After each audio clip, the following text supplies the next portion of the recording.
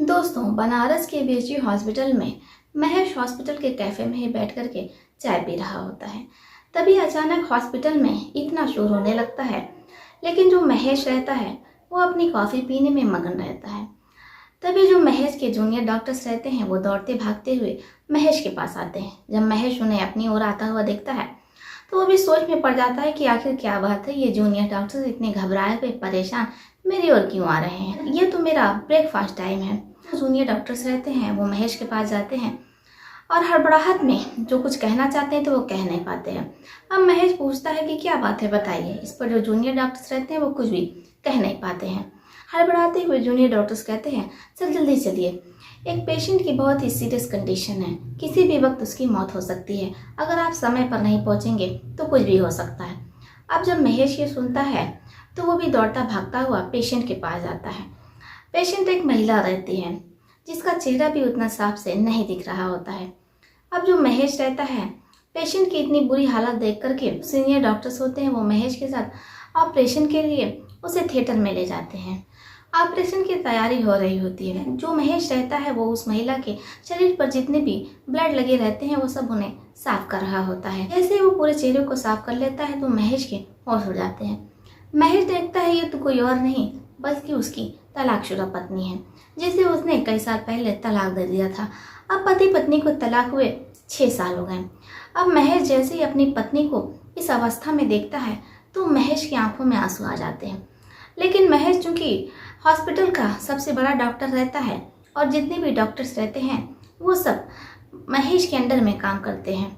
अगर वो महेश को इस तरीके से देख लेंगे तो फिर क्या इफेक्ट पड़ेगा। अब जो महेश रहता है वो अपने आंसू चुपके से पोंछ लेता है। दोस्तों, महेश और उसकी पत्नी के साथ ऐसा क्या हो जाता है कि दोनों का एक दूसरे से तलाक हो जाता है। आगे की कहानी जानने के लिए आपको मेरे साथ बने रहना होगा अंत तक। कहानी शुरू करने से पहले मैं आप लोगों से कुछ कहना चाहती हूँ। मेरा चैनल नया है, आप लोगों के प्यार की सपोर्ट की बेहद ज़रूरत है। अगर आप लोगों ने अभी तक चैनल को सब्सक्राइब नहीं किया है तो ज़रूर कर लीजिए। आप लोगों को पता है दोस्तों, मैं आप लोगों के कमेंट का रिप्लाई भी करती हूँ, इसलिए आप लोग कमेंट बॉक्स में एक अच्छा सा कमेंट ज़रूर कीजिए। कमेंट बॉक्स में आप लोग अपना और अपने शहर का नाम ज़रूर लिखिए ताकि हमें पता चल सके हमारा वीडियो कहाँ से देखा जा रहा है और कहाँ तक पहुँच रहा है। तो चलिए दोस्तों, शुरू करते हैं आज की कहानी। महेश पढ़ने में बेहद अच्छा रहता है, इसलिए जो महेश के माता पिता रहते हैं वो चाहते हैं कि उनका बेटा पढ़ लिख करके कुछ बने।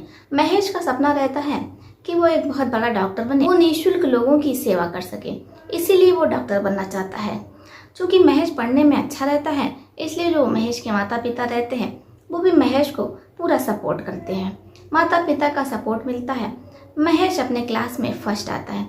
ऐसे ही सब कुछ चलता रहता है। अब जो महेश होता है उसका नाम MBBS कॉलेज में लिखा दिया जाता है।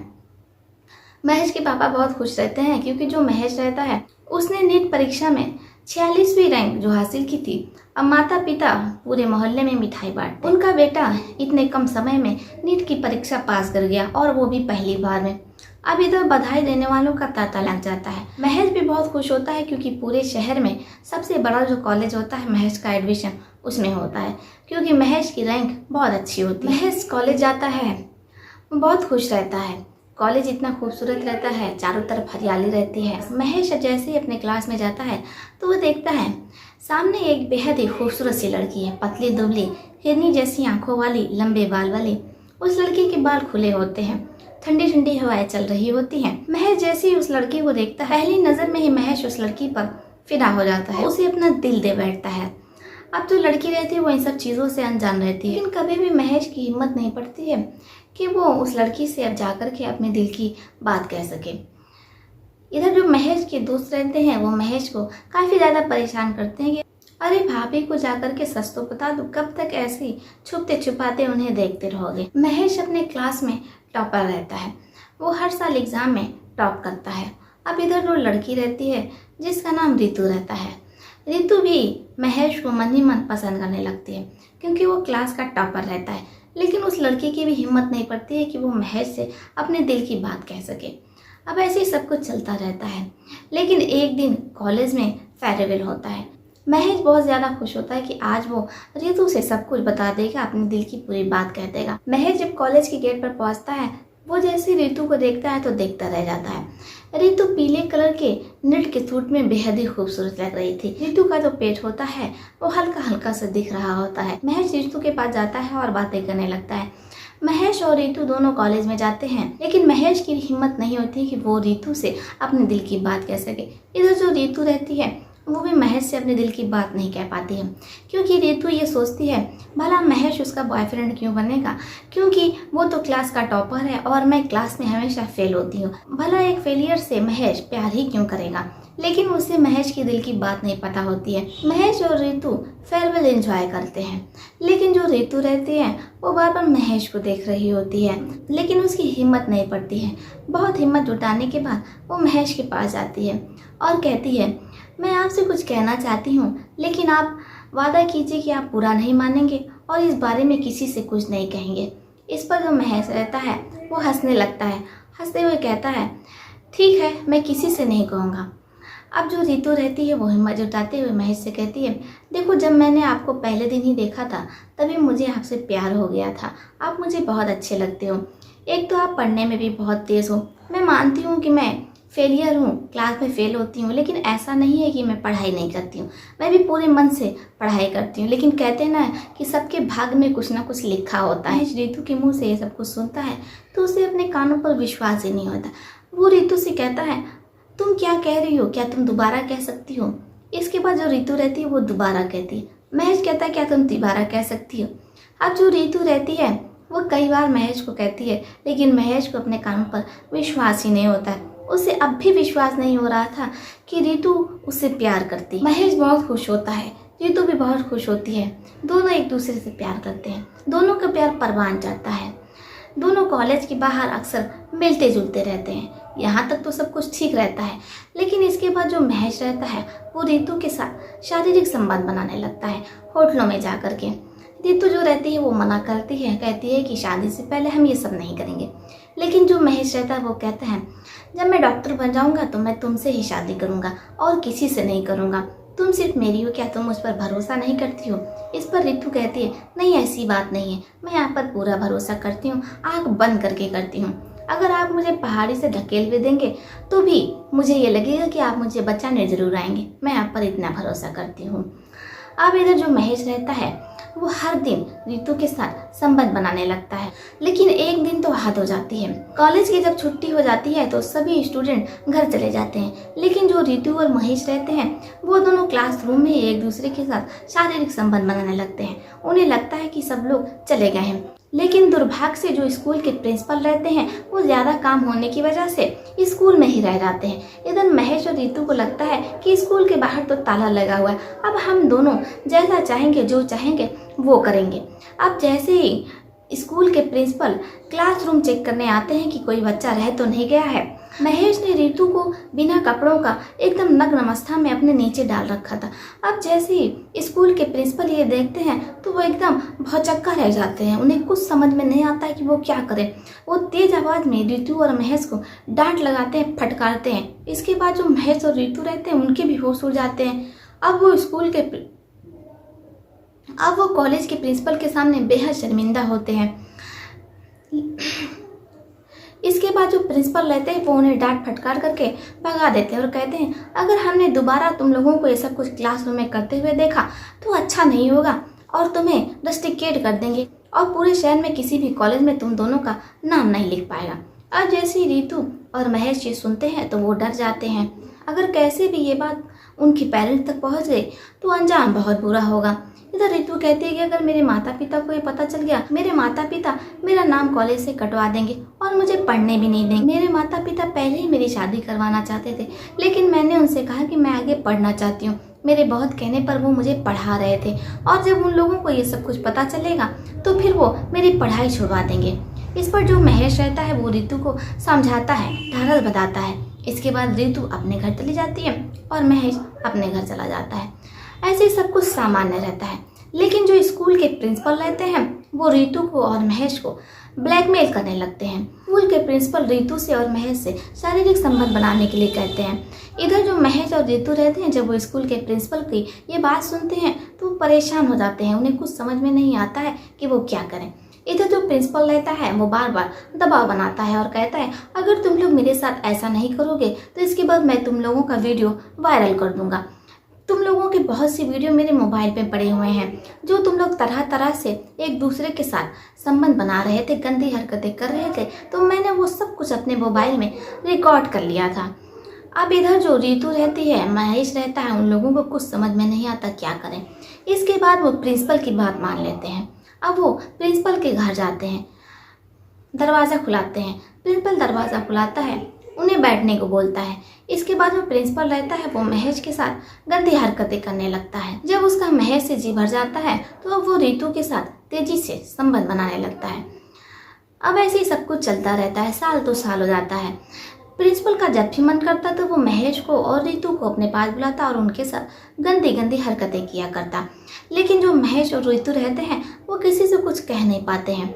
अब ऐसे ही जो रीतू रहती है वो गर्भवती हो जाती है। रीतू प्रिंसिपल पर शादी का दबाव बनाने लगती है, लेकिन जो प्रिंसिपल रहता है वो कहता है तुम इस बच्चे को गिरा दो। लेकिन रीतू कहती नहीं, मैं ऐसा नहीं कर सकती हूँ, तुम्हें मुझसे शादी करनी ही पड़ेगी। अब इधर जो प्रिंसिपल रहता है वो रीतू के बहुत कहने पर रीतू से शादी कर लेता है।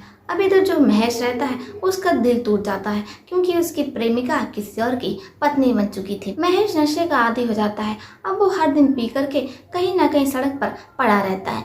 महेश के माता पिता जब ये सब कुछ देखते हैं तो वो परेशान हो जाते हैं। उन्हें लगता है कि बेटे की शादी कर दी जाए, सब कुछ सही हो जाएगा जब पत्नी आ जाएगी। इसके बाद वो लोग महेश की शादी कर देते हैं। महेश जो 24 घंटे नशे में रहता है उसे कुछ समझ में नहीं आता है कि उसके साथ क्या हो रहा है। महेश के माता पिता महेश की शादी करवा देते हैं। बड़े ही धूमधाम से 2 जुलाई सन 2022 को महेश की शादी आरती से हो जाती है। लेकिन जिस दिन महेश की सुहागरात रहती है उस दिन महेश अपने घर नहीं पहुंचता है।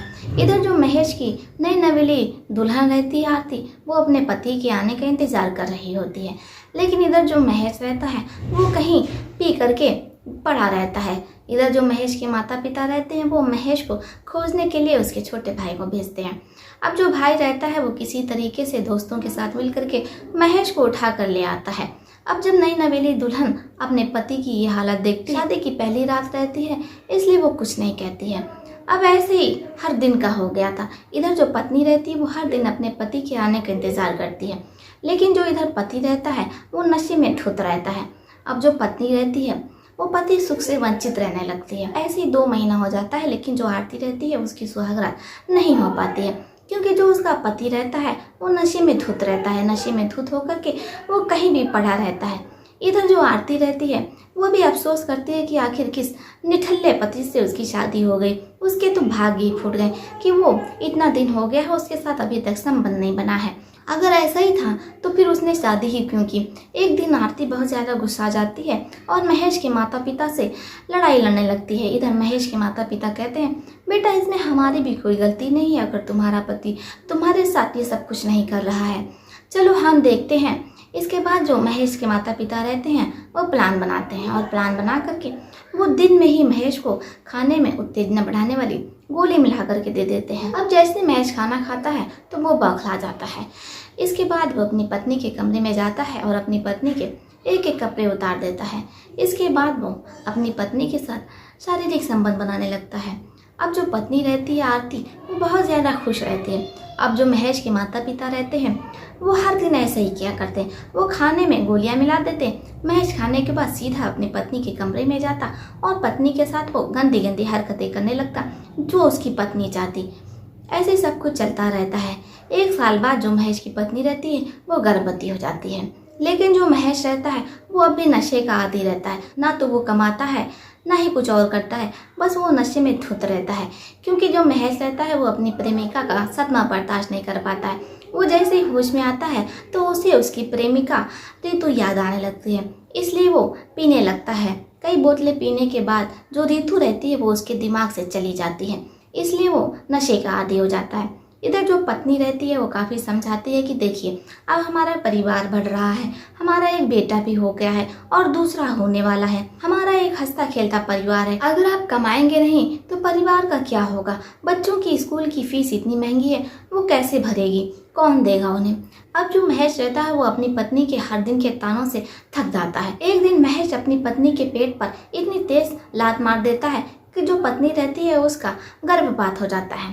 अब इधर जो आरती रहती है वो अपने पति की इस दुर्व्यवहार से बहुत ज़्यादा दुखी हो जाती है, क्योंकि जो महेश रहता है वो हर दिन उसे मारा करता था, लेकिन उस दिन तो उसने हद ही कर दी थी, उसने उसके बच्चे की हत्या कर दी। अब इधर जो आरती रहती है वो महेश से लड़ झगड़ करके अपने मैके चले आती है, अपने मैके में रहने लगती है।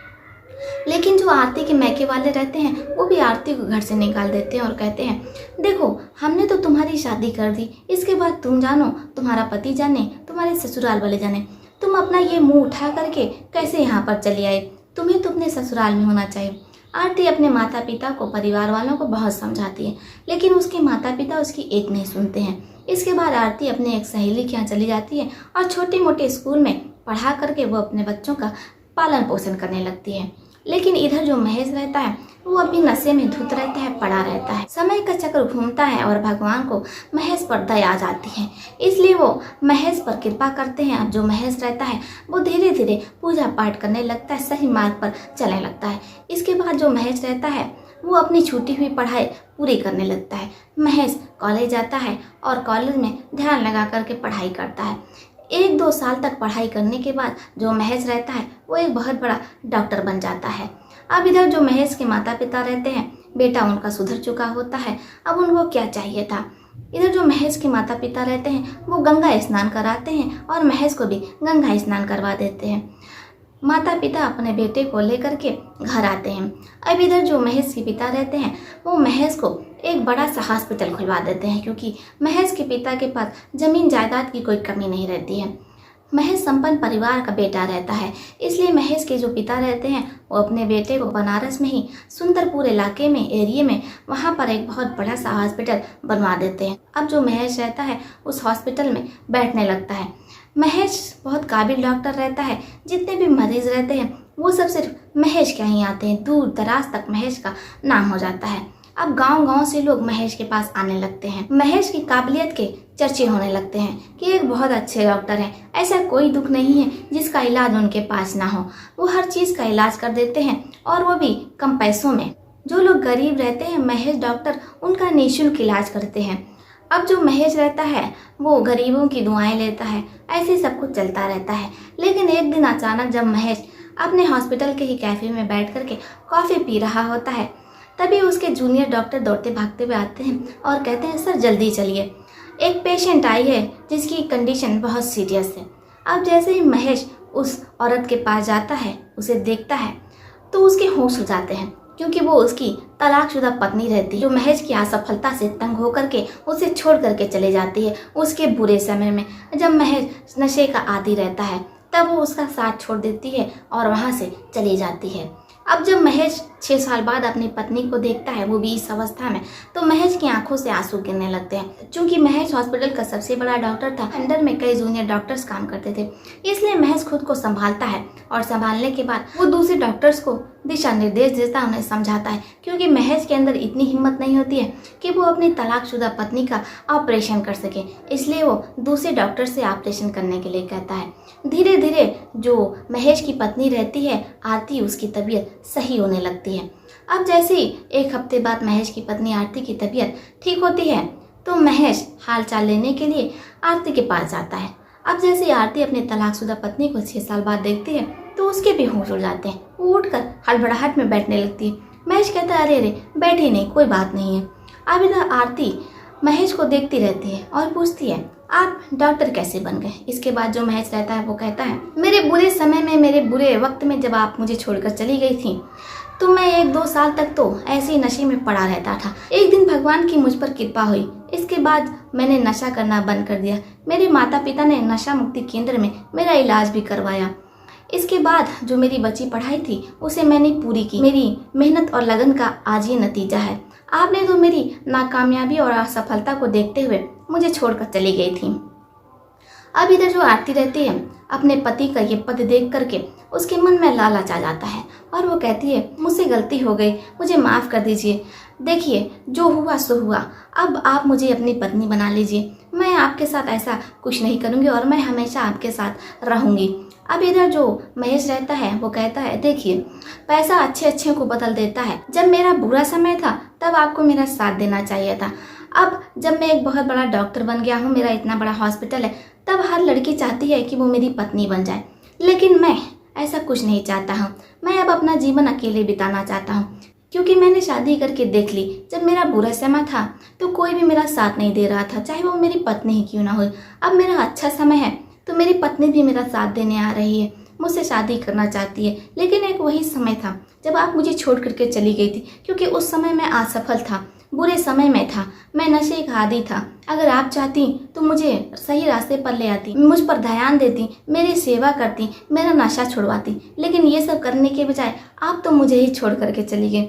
इस पर जो आरती रहती है वो शर्मिंदा होती है। क्या आप मुझे माफ़ नहीं कर सकते हैं? महेश कहता है, देखिए मैंने आपको माफ़ तो कर दिया है, लेकिन मैं अब अपने मरीजों की सेवा करना चाहता हूँ।